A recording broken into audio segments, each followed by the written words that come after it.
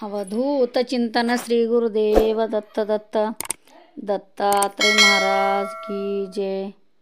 नमस्कार मित्रांनो, आजच्या व्हिडिओमध्ये आपलं स्वागत आहे।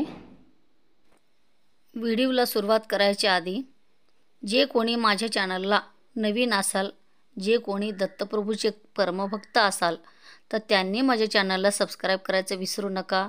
लाईक करा, शेअर करा, कमेंट्समध्ये श्री गुरुदेव दत्त लिहायला विसरू नका। तर मित्रांनो, आजच्या व्हिडिओला आपण सुरुवात करूया। आजचा विषय असा आहे की ज्यांना तुम्हाला कर्ज आहे, खूप कर्ज आहे आणि फिटत नाही आहे, तर त्यासाठी तुम्हाला मी एक मारुतीचा उपाय सांगणार आहे। आणि खूप जणांनी अनुभव घेतलेला आहे आणि तुम्ही सुद्धा अनुभव घेऊन बघा। तर ज्यांना कोणाला विश्वास आहे त्यांनी तुम्ही अनुभव घ्यायलाच पाहिजे। ज्यांना देवावर विश्वास नाही आहे त्यांनी अनुभव घ्यायची काही गरज नाही आहे। तर मी आधी पण सांगितलेलं आहे की ज्यांना देवावर विश्वास आहे त्यांनी हे जे उपाय आहेत ते करायला पाहिजे। आणि ज्यांना अनुभव नाही आहे, ज्यांना विश्वास नाही आहे, तर त्यांनी अनुभव घ्यायची काही गरज नाही आहे। तर मित्रांनो, ज्यांना विश्वास आहे त्यांनी नक्की घ्यायला पाहिजे। तर रविवारच्या दिवशी तुम्ही घरात बेसनाचे लाडू बनवायचे आहेत। समजा एखाद वेळेस तुमच्या घरात बनवायला झालं नाही आहे तर घरात बनवलं तर चांगल्या तुपात करायचे आहेत। आणि जर कथा तुमच्या घरात बनवायसारखं नाही आहे तर तुम्ही बाहेरून सुद्धा बेसनाचे लाडू आणू शकतात। तर खातेपाने घ्यायचे आहेत, 3 खातेपानं घ्यायचे आहेत आणि त्यावर श्रीराम श्रीराम श्रीराम हे 3 पानावरती लिहायचं आहे। तर केशराने लिहायचं आहे। तर तुम्ही घरातून जाते वेळी 11 लाडू न्यायचे आहे आणि 3 पानं न्यायची आहेत। आणि देवाला गोड तेल आणि दिवा तरी तुम्ही न्यायलाच। तर 1 नारळ वाढवायचा आहे गेल्यानंतर, तेही तुमची पूजा झाल्यानंतर 1 नारळ वाढवून आरती करून तुम्हाला घरी परत यायचं आहे। तर मित्रांनो, लक्ष देऊन ऐका, मी 11 लाडू सांगत आहे आणि 3 पानं सांगत आहे। तर तिथं गेल्यानंतर मारुतीची पूजा झाल्यानंतर तुमच्या मनातली गोष्ट मारुतीला सांगायचं आहे। आणि जे काही तुम्हाला मागून घ्यायचं आहे, कर्जमुक्तीसाठी काय बोलायचं आहे ते सांगून घ्यायचं आहे।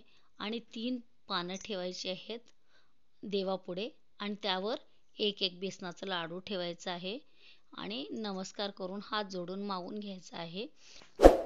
नंतर तुम्ही आरती करून नारळ वाढवून परत येते वेळी तुमच्याकडे असतात किती 11 लाडूपैकी 3 लाडू ठेवल्यानंतर तुमच्याकडे 8 लाडू असतात। तर त्यापैकी 8 लाडूपैकी तुम्हाला काय करायचं आहे, तिथं मंदिरात जेवढे काही याचक आहेत त्यांना सर्वांना वाटायचं आहे। 6 लाडू वाटायचं आहे, लक्षात घ्या, 6 लाडू वाटायचे आहेत।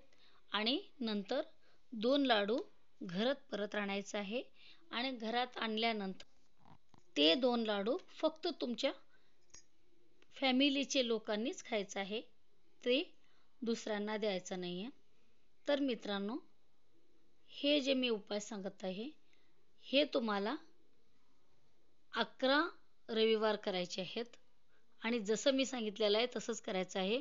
पण तुम्हाला जेव्हा टाईम मिळतं म्हटल्यानंतर तुम्ही जेवण्याच्या आधीच करायचं आहे, जेवल्यानंतर करायचं नाही आहे उपाय। तर मित्रांनो, हे उपाय तुम्ही करून बघा, नक्की तुम्हाला कर्ज फिटेल आणि कुठले तरी पैसे तुम्हाला हातात यायला लागतील आणि थोडंसं होऊन तुमचं कर्जमुक्ती होईल। तर मित्रांनो, हे उपाय तुम्ही करून बघा। अजून एक रविवारचाच उपाय आहे। तर मित्रांनो, ज्यांच्या घरी आजारपण आहे, काहीतरी बाहेरलं बाधा आहे, काहीतरी भूत बाधा आहे किंवा बाहेरलं काही ऊर्जा आलेली आहे, कुणाला तरी आजारपण आहे, तर त्यांनी हे उपाय केलं तर नक्की बरं वाटेल। तर मित्रांनो, ज्यांना कुणाला आजारपण आहे, काहीतरी जाणवत आहे की बाहेरलं काहीतरी झालेलं आहे, तर त्यांनी काय करायचं आहे, दर रविवारी मारुतीच्या मंदिरात जायचं आहे। सकाळी स्नान झाल्यानंतर जायचं आहे. स्नान झाल्यानंतर गेल्यावर तिथं मंदिरामध्ये बसायचं आहे आणि 11 वेळेस रामरक्षा स्तोत्र वाचायचं आहे. तर मित्रांनो, जेही काही जास्ती आजारपण आहे, बाहेरलं बाधा झालेला आहे, तर त्यामध्ये नक्की बरं वाटेल आणि दर रविवारी करायचं आहे. मारुतीच्या मंदिरात बसून जर रामरक्षा म्हणलात तर रामाचे भक्त आहेत मारुती, तर त्यासाठी रामभक्त हनुमान जे आहेत तर रामावर त्यांची खूप भक्ती आहे. त्यासाठी ज्यांना रामाला जप करतात, रामाला भजतात, तर त्यांनी मारुती खूप लवकर प्रसन्न होतात. त्यासाठी तुम्हाला मारुतीला प्रसन्न करायचं आहे तर तुम्ही त्याआधी रामाचं जप करायला पाहिजे, रामरक्षा स्तोत्र वाचायला पाहिजे. त्यासाठी तुम्हाला हा जप करायचाच आहे.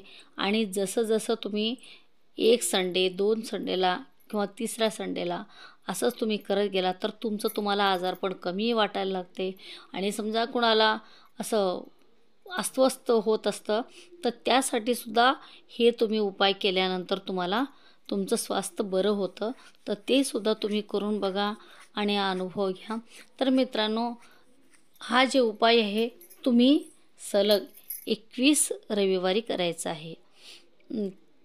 21 रविवारी केल्यानंतर तुमच्या अंगातलं काही साडेसाती राहणार नाही, आजार राहणार नाही आणि बाहेरले काही ऊर्जा आलेले असलं ते सुद्धा जाणार आहे. तर मित्रांनो, हा उपायसुद्धा करून बघा तुम्ही. तर आजच्या व्हिडिओला मी इथं समाप्त करत आहे. पुढच्या व्हिडिओमध्ये नवीन उपायासोबत पुन्हा भेटूया आपण. तर तोपर्यंत अवधूत चिंतन श्री गुरुदेव दत्त दत्त.